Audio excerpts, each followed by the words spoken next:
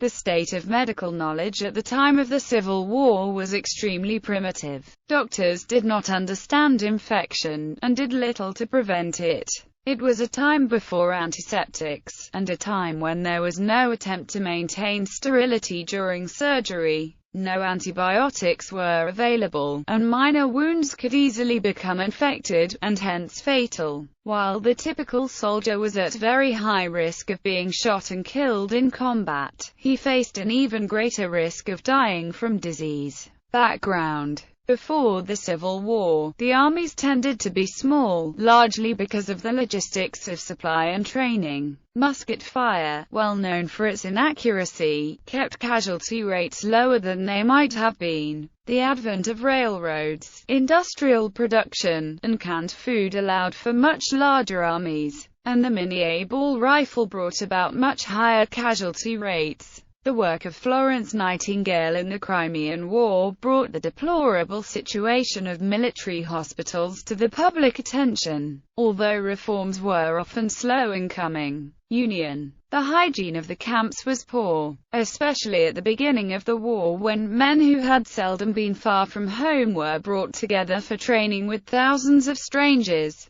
First came epidemics of the childhood diseases of chickenpox, mumps, whooping cough, and, especially, measles. Operations in the South meant a dangerous and new disease environment, bringing diarrhea, dysentery, typhoid fever, and malaria. There were no antibiotics, so the surgeons prescribed coffee, whiskey, and quinine. Harsh weather, bad water, inadequate shelter in winter quarters, poor policing of camps and dirty camp hospitals took their toll. This was a common scenario in wars from time immemorial, and conditions faced by the Confederate Army were even worse. When the war began, there were no plans in place to treat wounded or sick Union soldiers. After the Battle of Bull Run, the United States government took possession of several private hospitals in Washington, D.C., Alexandria, Virginia, and surrounding towns. Union commanders believed the war would be short and there would be no need to create a long-standing source of care for the Army's medical needs.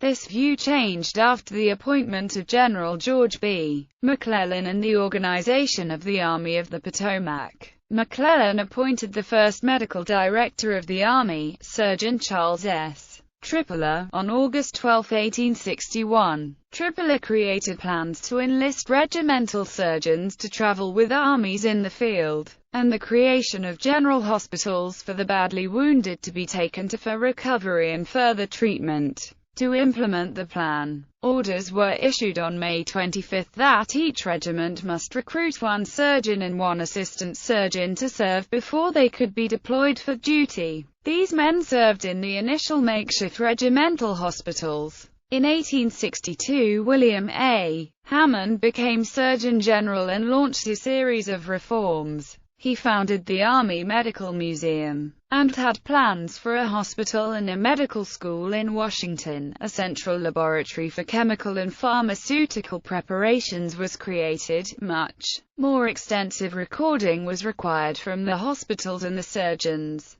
Hammond raised the requirements for admission into the Army Medical Corps. The number of hospitals was greatly increased and he paid close attention to aeration. New surgeons were promoted to serving at the brigade level with the rank of major. The surgeon majors were assigned staffs and were charged with overseeing a new brigade-level hospital that could serve as an intermediary level between the regimental and general hospitals. Surgeon majors were also charged with ensuring that regimental surgeons were in compliance with the orders issued by the medical director of the Army. In the Union, skilled, well-funded medical organizers took proactive action, especially in the much enlarged United States Army Medical Department, and the United States Sanitary Commission, a new private agency. Numerous other new agencies also targeted the medical and morale needs of soldiers, including the United States Christian Commission as well as smaller private agencies such as the Women's Central Association of Relief for Sick and Wounded in the Army, founded in 1861 by Henry Whitney Bellows and Dorothea Dix. Systematic funding appeals raised public consciousness, as well as millions of dollars. Many thousands of volunteers worked in the hospitals and rest homes, most famously poet Walt Whitman. Frederick Law Olmsted, a famous landscape architect, was the highly efficient executive director of the Sanitary Commission. States could use their own tax money to support their troops, as Ohio did. Following the unexpected carnage at the Battle of Shiloh in April 1862, the Ohio state government sent 3 steamboats to the scene as floating hospitals with doctors, nurses, and medical supplies. The state fleet expanded to 11 hospital ships. The state also set up 12 local officers in main transportation nodes to help Ohio soldiers moving back and forth. Field hospitals were initially in the open air, with tent hospitals that could hold only 6 patients first being used in 1862. After many major battles, the injured had to receive their care in the open.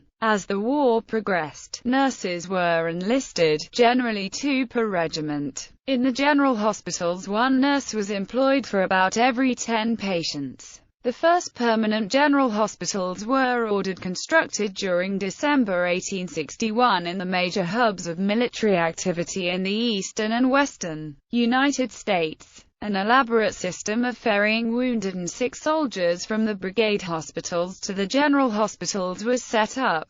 At first the system proved to be insufficient, and many soldiers were dying in mobile hospitals at the front and could not be transported to the general hospitals for needed care. The situation became apparent to military leaders in the Peninsula Campaign in June 1862, when several thousand soldiers died for lack of medical treatment. Dr. Jonathan Letterman was appointed to succeed Tripler as the second medical director of the Army in 1862 and completed the process of putting together a new ambulance corps. Each regiment was assigned 2 wagons, one carrying medical supplies, and a second to serve as a transport for wounded soldiers. The ambulance corps was placed under the command of surgeon majors of the various brigades. In August 1863, the number of transport wagons was increased to 3 per regiment. Union medical care improved dramatically during 1862. By the end of the year, each regiment was being regularly supplied with a standard set of medical supplies, included medical books, supplies of medicine, small hospital furniture like bedpans, containers for mixing medicines, spoons, vials, bedding, lanterns, and numerous other implements.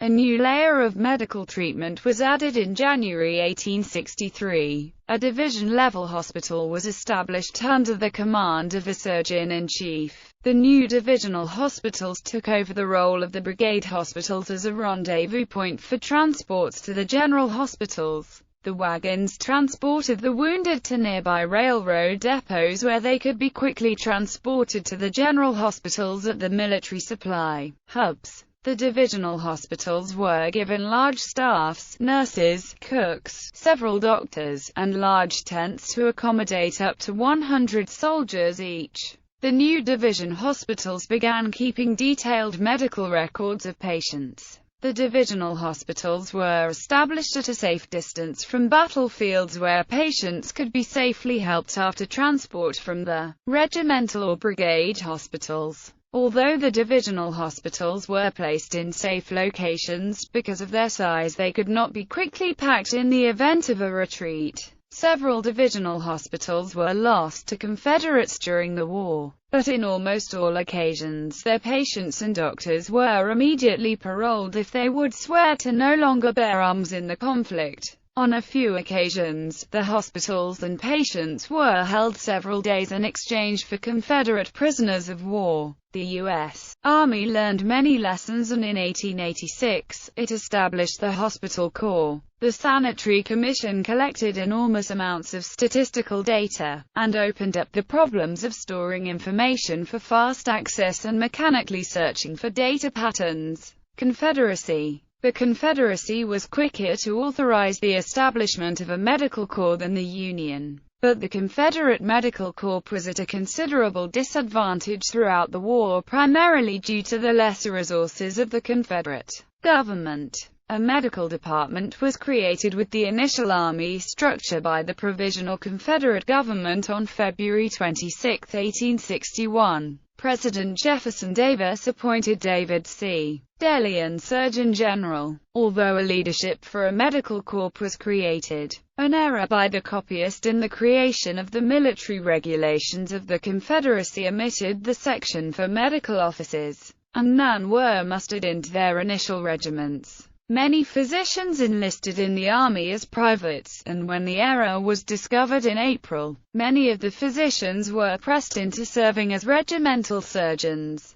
Delian had little experience with military medicine, and he and his staff of 25 began creating plans to implement Army-wide medical standards. The Confederate government appropriated money to purchase hospitals to serve the Army, and the development of field services began after the First Battle of Manassas. The early hospitals were quickly overrun by wounded, and hundreds had to be sent by train to other southern cities for care following the battle. As a result of the poor planning, Davis demoted Delian and replaced him with Samuel Preston Moore. Moore had more experience than Delian and quickly moved to speed the implementation of medical standards. Because many of the surgeons in the regiments had been pressed into service, some were not qualified to be surgeons. Moore began reviewing the surgeons and replacing those found to be inadequate for their duties. Initially, the Confederacy employed a policy of furloughing wounded soldiers to return home for recovery. This was a result of their lack of field hospitals and limited capacity in their general hospitals. In August 1861, the Army began the construction of new larger hospitals in several southern cities, and the furloughing policy was gradually halted. The earliest recruits for surgeons were required to bring their own supplies, a practice that was ended during 1862. The government began providing each regiment with a pack with medical supplies including medicines and surgical instruments. The Confederacy, however, had limited access to medicinal supplies and relied on the blockade-running ships to import needed medicines from Europe. Supplies captured from the North or traded with the North through Memphis. Anesthetics were not in as short supply as medical instruments, something highly prized. Field hospitals were set up at the regimental level and located in an open area behind the lines of battle and staffed by 2 surgeons, one being senior. It was the responsibility of the regimental surgeons to determine which soldiers could return to duty and which should be sent to the general hospitals. There were no intermediary hospitals, and each regiment was responsible for transporting its wounded to the nearest rail depot, where the injured were transported to the general hospitals for longer-term care. In some of the lengthier battles, buildings were seized to serve as a temporary secondary hospital at a divisional level where the severely wounded could be held. The secondary facilities were staffed by the regimental surgeons, who pooled their resources to care for the wounded and were oversaw by a divisional surgeon. Care. The most common battlefield injury was being wounded by enemy fire. Unless the wounds were minor, this often led to amputation of limbs to prevent infection from setting in. Antibiotics had not yet been discovered.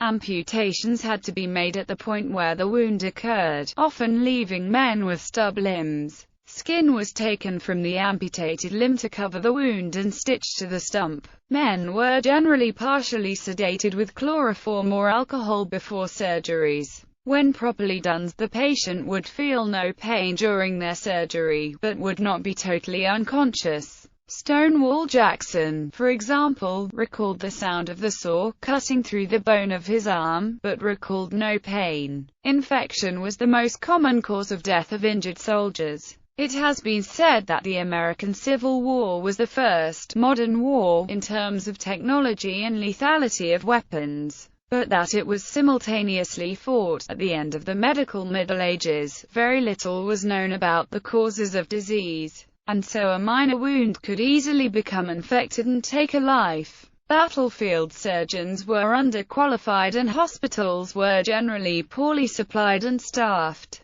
The most common battlefield operation was amputation. If a soldier was badly wounded in the arm or leg, amputation was usually the only solution. Surprisingly, about 75% of amputees survived the operation. Contrary to popular belief, few soldiers experienced amputation without any anesthetic. Heavy doses of chloroform were administered. In fact, a few soldiers died of chloroform poisoning, rather than their wounds. If a wound produced pus, it was thought that it meant the wound was healing, when in fact it meant the injury was infected. Roughly 3 in 5 Union casualties and 2 in 3 Confederate casualties died of disease. Women. North and South, over 20,000 women volunteered to work in hospitals, usually in nursing care. They assisted surgeons during procedures, gave medicines, supervised the feedings and cleaned the bedding and clothes. They gave good cheer, wrote letters the men dictated, and comforted the dying. The Sanitary Commission handled most of the nursing care of the Union armies, together with necessary acquisition and transportation of medical supplies. Dorothea Dix, serving as the Commission's superintendent, was able to convince the Medical Corps of the value of women working in 350 Commission or Army hospitals. A representative nurse was Helen L. Gilson of Chelsea, Massachusetts, who served in Sanitary Commission. She supervised supplies, dressed wounds, and cooked special foods for patients on a limited diet. She worked in hospitals after the battles of Antietam, Fredericksburg, Chancellorsville, Gettysburg. She was a successful administrator, especially at the Hospital for Black Soldiers at City Point, Virginia. The middle-class women North and South who volunteered provided vitally needed nursing services and were rewarded with a sense of patriotism in civic duty in addition to opportunity to demonstrate their skills and gain new ones, while receiving wages and sharing the hardships of the men. Mary Livermore, Mary Ann Bickerdike, and Annie Wittenmeyer played leadership roles. After the war, some nurses wrote memoirs of their experiences. Examples include Dix, Livermore, Sarah Palmer Young, and Sarah Emma Edmonds. Several thousand women were just as active in nursing in the Confederacy, but were less well organized and faced severe shortages of supplies and a much weaker system of 150 hospitals. Nursing and vital support services were provided not only by matrons and nurses, but also by local volunteers, slaves, free blacks, and prisoners of war. Aftermath. Based on their experiences in the war, many veterans went on to develop high standards for medical care and new medicines. The modern pharmaceutical industry began developing in the decades after the war. Colonel Eli Lilly had been a pharmacist. He built a pharmaceutical empire after the war. Clara Barton founded the American Red Cross to provide civilian nursing services in wartime. See similar topics. Bibliography of the American Civil War # Medical History of Nursing in the United States. National Museum of Civil War Medicine. Military Medicine. Union # Medical Conditions. Battle-scarred.